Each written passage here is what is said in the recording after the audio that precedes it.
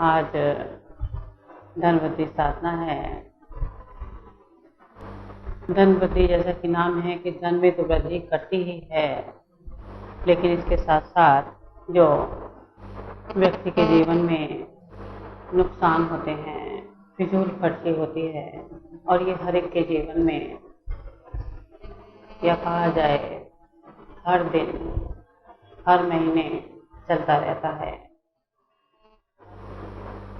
देखा गया है किसी किसी की आमदनी ज़्यादा भी होती है, लेकिन फिर भी फिजूल खर्ची, नुकसान हर महीने इतने आते रहते हैं कि उसको आमदनी का एहसास ही नहीं होता, या कहा जाए कि उस आमदनी की उसको तसल्ली भी नहीं हो पाती। जितना व्यक्ति कितना भी कमा रहा है, चाहे वो 3 फिगर में है, 4 फिगर में है, 5 फिगर में है, किसी भी फिगर में वो उसकी आमदनी हो रही है, जब तक उस आमदनी में उसकी बचत नहीं होती, तब तक उसके मन में कहीं ना कहीं शांति नहीं होती। क्योंकि हर एक व्यक्ति को ये मालूम है कि कुछ धन संग्रहित होना चाहिए, यानी कि जुड़ा हुआ होना चाहिए। कभी भी जीवन में आपको या आपके अपने सगे संबंधियों को जरूरत पड़े तो वो आपको सोचना ना पड़े, कहीं से मांगना ना पड़े। इसीलिए व्यक्ति के अंदर एक इच्छा होती है कि वो कुछ धन को संग्रहित करके रखे, चाहे वो बैंक में रखे, चाहे वो घर में रखे, जैसी भी उसकी सुविधा हो उसके अनुसार रखे। इसीलिए व्यक्ति चल संपत्ति करके चलता है, बना करके चलता है कि कभी भी कैसी भी जरूरत पड़े उसके या उसके अपने लोगों को तो वो काम आ सके। लेकिन दिक्कत और परेशानियां तब शुरू होती हैं जबकि व्यक्ति की आमदनी कितनी भी है, लेकिन अगर उसके खर्चे उसके आमदनी के बराबर हो रहे हैं और उसको महीने के एंड में कुछ नहीं बच रहा है, तो चाहे वो 5 फिगर में कमा रहा है, 10 फिगर में कमा रहा है, तो भी उसको तसल्ली नहीं है। लेकिन अगर चाहे व्यक्ति 2 फिगर में कमा रहा है और 2 फिगर में भी उसके खर्चे या उसके नुकसान उसके 2 फिगर से कम है, यानी कि उसको महीने के एंड में बचत होती है, तो भी उसके 2 फिगर में होते हुए भी उसके मन में तसल्ली है कि मैं महीने के इतने रुपए तो बचा रहा हूँ, हाँ मेरी जेब में इतने पैसे तो पड़े हैं। लेकिन अगर लाखों करोड़ों में कमाने के बावजूद भी उसका पर्स खाली है, उसका बैंक बैलेंस खाली है, तो वो तो उससे भी ज़्यादा 2 फिगर वाले से भी ज़्यादा निर्धन है। तो जितना कहा जाए कि धन वृद्धि आमदनी बढ़ाने में व्यक्ति ध्यान देता है, उससे ज़्यादा जरूरत है हमें अपने फिजूल खर्ची और नुकसान को रोकने में। जबकि हमारे समाज में या व्यक्ति की आदत यही होती है कि वो अपनी आमदनी बढ़ाने की तरफ ध्यान देते हैं। हमेशा वो ये देखते हैं कि आज मुझे 50,000 की आमदनी हो रही है तो अब 75 की हो जाए, अब 75 की हो गई है तो 1 की हो जाए, 1.5 की हो जाए, मतलब उस फिगर को हमेशा बढ़ाने की सोचते हैं। लेकिन ये नहीं सोचते कि जितना भी आप आज कमा रहे हो, जितना भी आप आज की आमदनी है, अल्टीमेटली आपकी फिगर कितनी भी ऊंची हो जाए, अल्टीमेटली आपका उद्देश्य क्या होता है कि आपके चल अचल संपत्ति बननी चाहिए, आपका बैंक बैलेंस आपका बढ़ना चाहिए। तो ये तो कोई गारंटी नहीं है कि आपकी फिगर अगर 0 बढ़ती चली जाए, लेकिन उसी के साथ आपके फिजूल खर्ची, खर्चे, नुकसान वो भी बढ़ते चले जाएं, तो क्या हुआ? पहले भी आप हैंड टू माउथ थे, आज भी हैंड टू माउथ हो और कल भी हैंड टू माउथ रहोगे। तो हमेशा अगर हैंड टू माउथ ही रहना है तो फिर धन वृद्धि का फायदा क्या है? बस केवल इतनी दिल की तसल्ली कि पहले आप स्कूटर पर चलते थे, आज गाड़ी में चलते हो, आज छोटी गाड़ी है, कल बड़ी गाड़ी है। हाँ, स्टेटस बढ़ गया, समाज की निगाह में आपका स्टेटस बढ़ गया, लेकिन इंटरनली आप कितना खाली होते जा रहे हो वो आप खुद जानते हो, कोई दूसरा नहीं जानता। जैसे एक कहावत भी है कि जैसे जैसे व्यक्ति की आमदनी बढ़ती है, जैसे जैसे उसका पैसा बढ़ता है, तो उसकी शांति भंग होती चली जाती है। या दूसरे लफ्जों में ये भी कहते हैं, जैसे जैसे व्यक्ति के पास पैसा बढ़ता है, वैसे वैसे बीमारियां बढ़ती चली जाती हैं। पैसा बीमारी लेकर के आता है, लेकिन कभी उसके पीछे छुपा हुआ रीजन किसी ने सोचा है कि ये पैसा बढ़ता है तो ये बीमारियां क्यों लेकर के आता है? बीमारियों की उत्पत्ति होती कहाँ से है? बीमारियां आती हैं तो कहाँ से आती हैं? हमारे माइंड से आती हैं। अगर आपका माइंड स्ट्रांग है तो ना तो कोई आपको बैक्टीरिया आपको घेर सकता है, ना किसी तरह की कोई बीमारी आपको घेर सकती है। जब आप माइंड से वीक होते हो तभी आपको एक या अनेकों बीमारियां आ जाती हैं, और वहाँ कई बार दवाइयां काम कर जाती हैं और कई बार दवाइयां भी फेल हो जाती हैं। तो जैसे जैसे आदमी के पास धन बढ़ता है वैसे वैसे उसके खर्चे बढ़ते हैं, लाइफ स्टाइल चेंज होता है।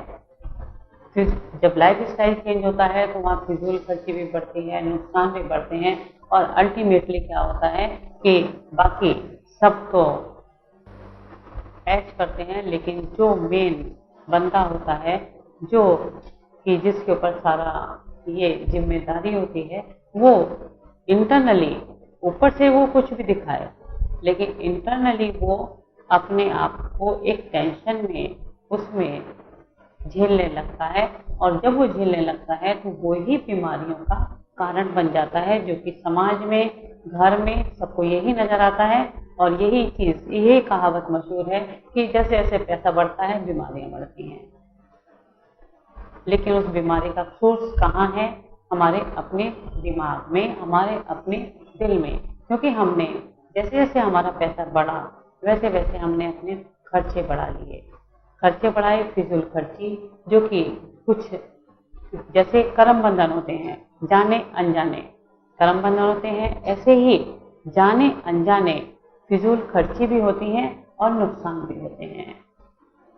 आप अपने, अगर आप सुबह सारा दिन आप अपना कर्म करके रात को जब आप लेटते हो, तो आप अगर अपना पूरा दिन की दिनचर्या अगर आप अपनी सोचो कि आप कहाँ गए थे, कैसे गए थे, किस तरह से गए थे, आपने कहाँ खर्च किया, कितना खर्च किया, कैसे खर्च किया, और उस चीज को आप दूसरी तरह से किस तरह से कम कर सकते थे, कहाँ कम कर सकते थे, कहाँ आपसे गलती हुई। नुकसान जिसको कहते हैं, दो ही चीजें हैं, फिजूल खर्ची या नुकसान। कि कोई चीज अगर आपने खरीदनी है तो वो चीज आप इतने पैसों में आपने यहाँ से खरीदी, अगर थोड़ी और मेहनत करके आप दूसरी जगह से अगर खरीद सकते या खरीदना चाहते तो वो चीज आपको दूसरी जगह से इतने कम पैसों में मिल सकती थी। तो वो क्या हुआ, अगर आप इस चीज पर सोचोगे तो यानी कि वो नुकसान आपका आज हो गया, लेकिन वो आने वाले समय में नहीं होगा। यानी कि आने वाले समय में उस नुकसान को आप रोक सकते हो। फिजूल खर्ची यानी कि आप अगर उसी अपने आप को अगर, क्योंकि कोई दूसरा बताता है तो वो बात आपको कभी भी समझ में नहीं आएगी।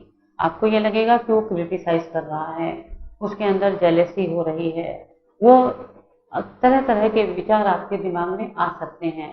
लेकिन अगर सेल्फ एनालाइज सबसे ज्यादा अच्छा होता है कि अगर आप अपने आप को ये एनालाइज करें कि आप ये चीज की जगह अगर आप ये चीज कर लेते, या इस काम की जगह आप ये काम इस तरह से कर लेते, तो वहाँ आपकी ये फिजूल खर्ची या जो खर्चा होना है वो 10 की जगह आपका 8 में हो सकता था या 5 में हो सकता था। तो वहाँ आपका फिजूल खर्ची आपकी खत्म भी हो सकती है, यानी कि नील भी हो सकती है और कम भी हो सकती है।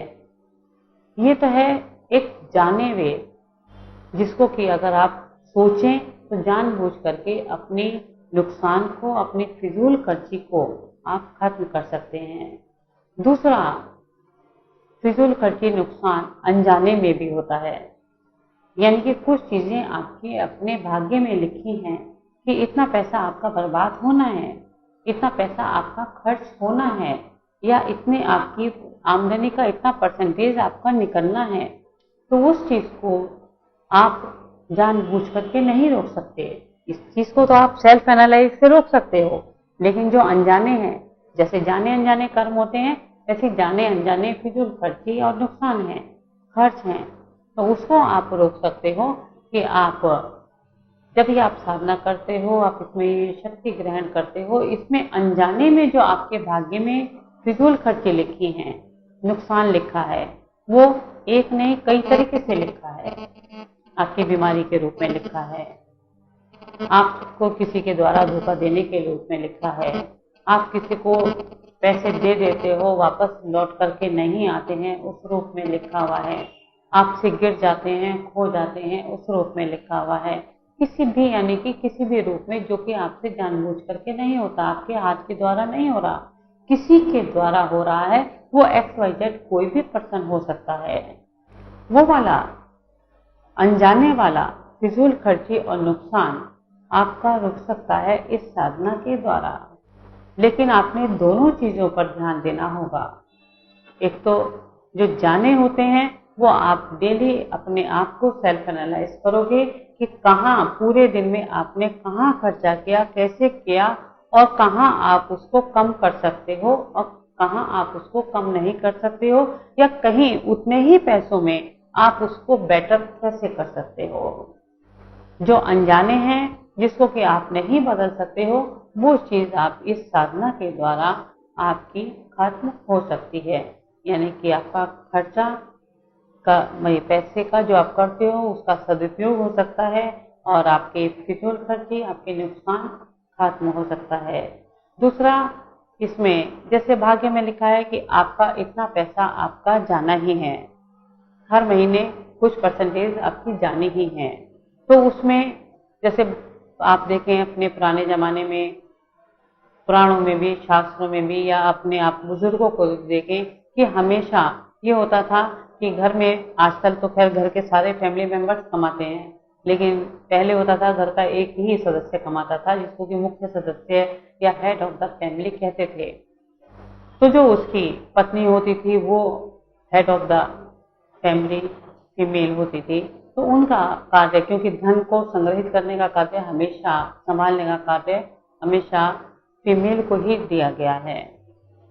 कमाना पुरुष का कर्म है और उसको संभालना स्त्री का कर्म है। तो हमेशा स्त्री यही करती थी कि हमेशा जो उनका पूजा स्थल होता था, घर में जो भी पूजा बनाते थे, वहां पर हमेशा एक गुल्लक रखी रहती थी, और जो भी डेली का वहां पर कुछ भी, जो भी हर एक का अपना मानना होता था, जो भी था उसमें रोज धन निकाला जाता था, या जो भी उनके पूजा स्थल हैं या जो गुरु बनाए हुए हैं, वहां पर हमेशा कुछ ना कुछ अर्पण, जो हर एक का मन होता था, जो भी वहां पर दिया जाता था। उसका मतलब यही होता था कि जो चीज आपकी फिजूल खर्ची, नुकसान, भाग्य में जो लिखा हुआ है, उसको बदलना, क्योंकि वो तो जाना ही है।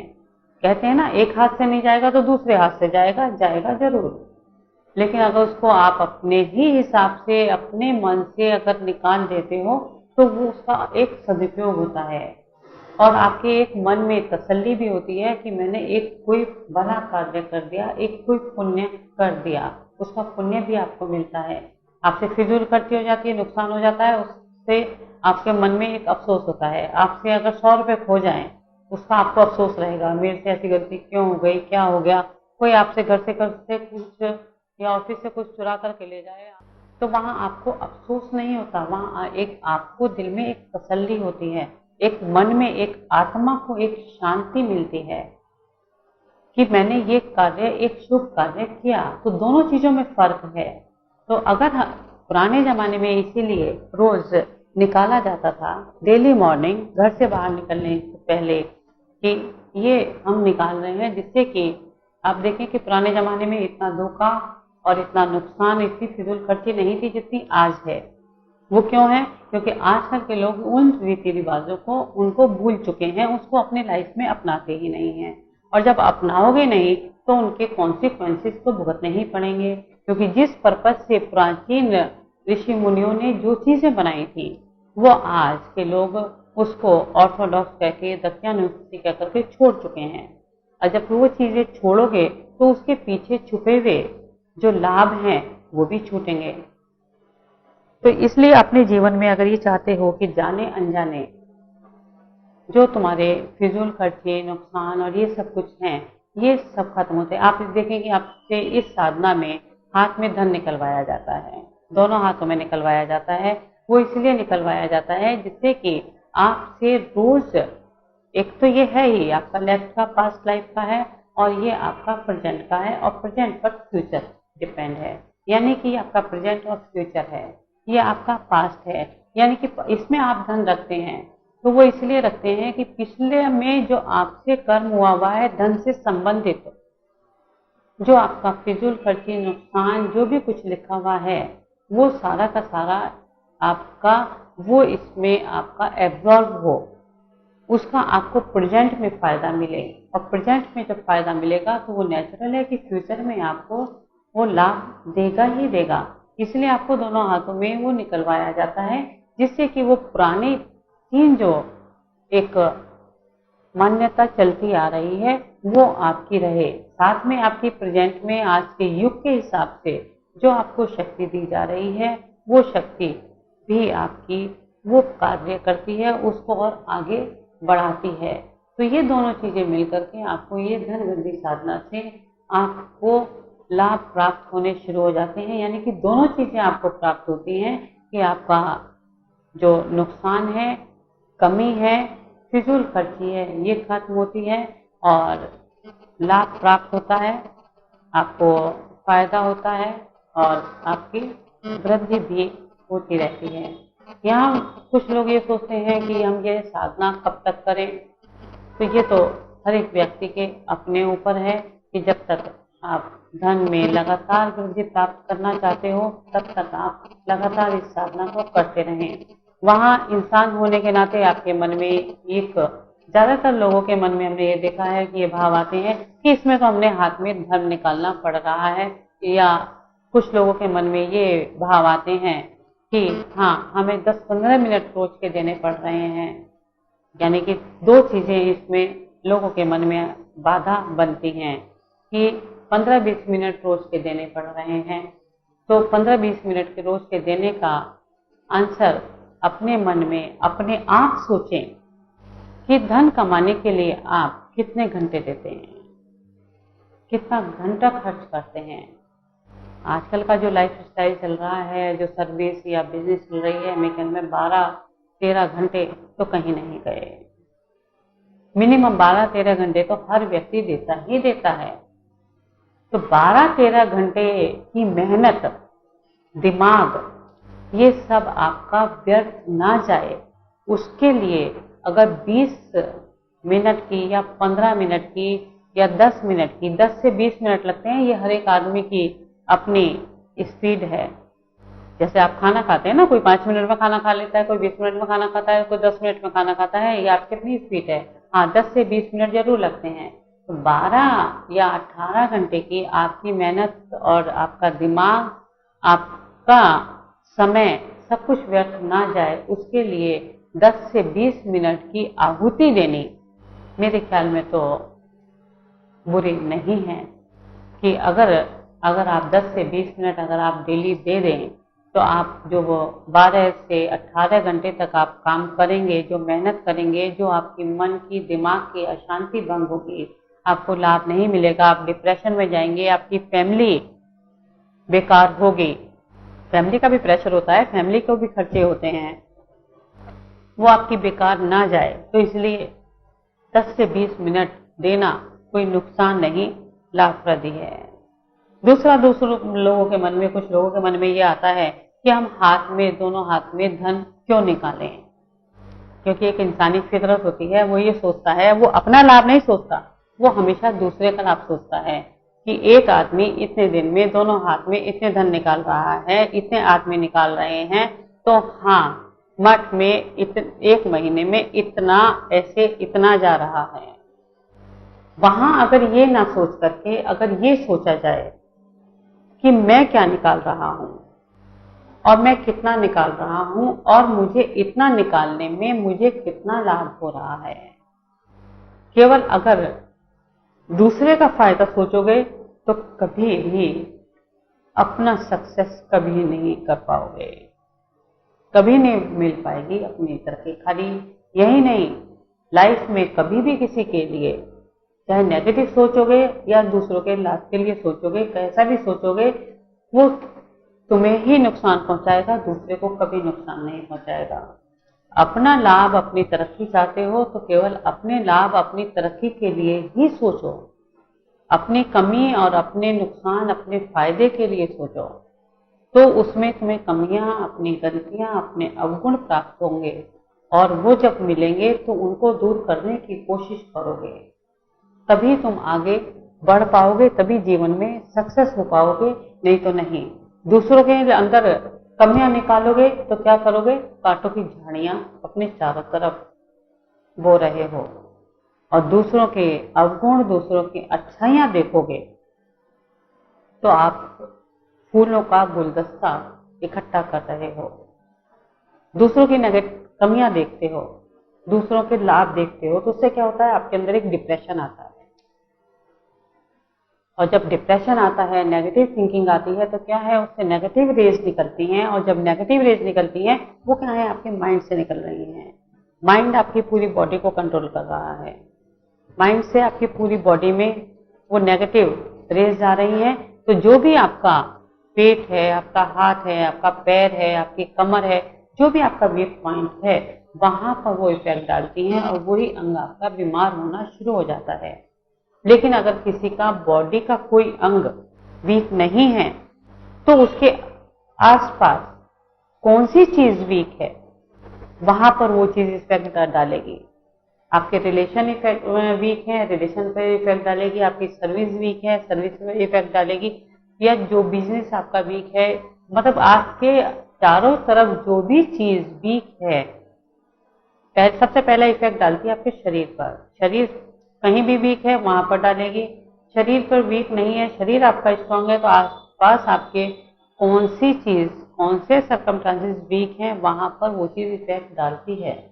तो नुकसान किसका हुआ, किसी के लिए बुरा सोचने के लिए, नेगेटिव थिंकिंग रखने के लिए या दूसरों की कमियां निकालने के लिए।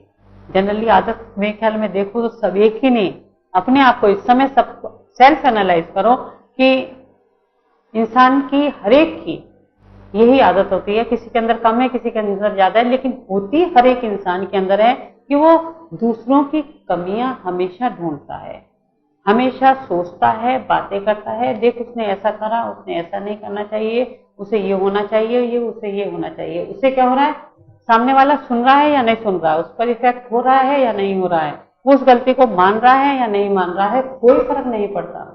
फर्क किस पर पड़ रहा है, आपके अपने ऊपर, क्योंकि ये एक माइनस पॉइंट है, एक नेगेटिव है। और नेगेटिव जब सोचोगे तो नेगेटिव वाइब्रेशन होंगी, और नेगेटिव वाइब्रेशन कहाँ हो रही है, आपके अंदर।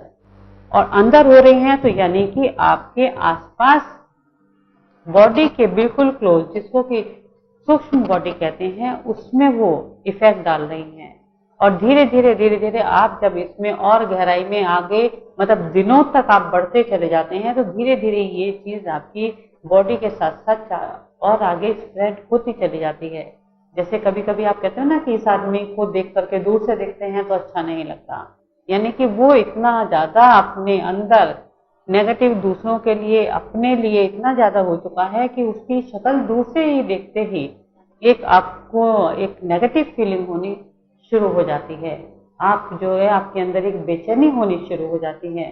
और वो आप देखोगे ऐसा व्यक्ति कभी भी अपनी लाइफ में सक्सेस नहीं होता, कभी भी उसको सफलता नहीं मिलती, वो चाहे कितनी भी मेहनत कर ले और कितना भी अच्छा कार्य कर ले। अच्छा कार्य करने का तभी फल आपको मिलता है जबकि आप इंटरनली प्योर हो। आपने एक शब्द सुना होगा, ईमानदारी। ईमानदारी जनरली आप समझते हो कि ईमानदारी का मतलब ये है कि आप बिजनेस कर रहे हो, सर्विस कर रहे हो, किसी से कोई डील कर रहे हो, वो ईमानदारी से होनी चाहिए। लेकिन ये पॉसिबल नहीं है। हमारा संसार एक ऐसा है कि ये पॉसिबल नहीं है। अगर एक दुकानदार ये कह देगा कि ये चीज मुझे 2 रुपए में आई है, तो ग्राहक ये कहेगा ऐसा है कि इसके 2 रुपए 5 पैसे ले ले और तू दे दे, जबकि वो पॉसिबल नहीं है। क्योंकि दुकानदार की 2 रुपए की चीज पड़ी है, लेकिन उसके इंटरनली खर्चे इतने हो जाते हैं कि वो भी उसने उसी में से ही निकालने हैं। ये तो उसके खर्चे हुए, लेकिन उसके पर्सनली रोटी कपड़ा मकान, घर के बीवी बच्चों के खर्चे, वो भी उसने उसमें से ही निकालने हैं। तो 2 रुपए 5 पैसे में कैसे दे देगा? नहीं दे सकता। लेकिन ग्राहक की उम्मीद यही होगी कि ये 2 रुपए 5 पैसे में दे दे, तो ये 5 पैसे तो मिल रहे हैं। तो अगर सुबह से लेकर के तूने 100 चीजें बेची तो तेरे 500 हो गए, तेरे महीने के इतने हो गए, और ये कैलकुलेशन में वो अपने नहीं, उसके कैलकुलेशन में वो लग जाएगा कि तेरे को महीने का इतने हजारों का फायदा हो गया। लेकिन वो ईमानदारी से नहीं चल सकता। वो क्या करता है, अपनी झूठी रोजी रोटी की भी कसम खाता है। कहीं आपने देखा होगा, रोजी रोटी की भी कसम खाते हैं, बिल भी दिखाते हैं कि जी इतने का बिल कटा है, इतने का बिल मेरे ये कॉस्ट पड़ी है, ये पड़ी है। ये सब चलता है, नौकरी में भी चलता है, बिजनेस में भी चलता है, हर जगह चलता है। अगर बिल्कुल सच्चाई से व्यक्ति चलेगा तो वो बिल्कुल भी इस मतलब ना रोटी खा सकता है, ना वो कपड़े पहन सकता है, ना वो अपनी दुकान कर सकता है, ना वो सर्विस कर सकता है, कुछ नहीं कर सकता। सर्विस में भी अगर वो अपने बॉस से कहे कि मुझे छुट्टी चाहिए, बॉस कहेगा क्यों चाहिए? वो कहेगा मेरा घूमने जाने का मन कर रहा है। तो वो बॉस कहेगा अच्छा घूमने क्यों जाना है, तुम्हें काम कर, नहीं छुट्टी देगा। अगर वो कह देगा मेरी तबीयत खराब है, तो बॉस भी कहेगा अच्छा ठीक है, जब ठीक हो जाओ 1 दिन और छुट्टी ले लो, ठीक हो जाओ तो फिर आ जाना। ठीक है, वैसे तो अब ठीक है। यानी कि ईमानदारी का एक सांसारिक रूप में एक लिमिट तक बेईमानी हर जगह चलती है, आप किसी भी क्षेत्र में हो।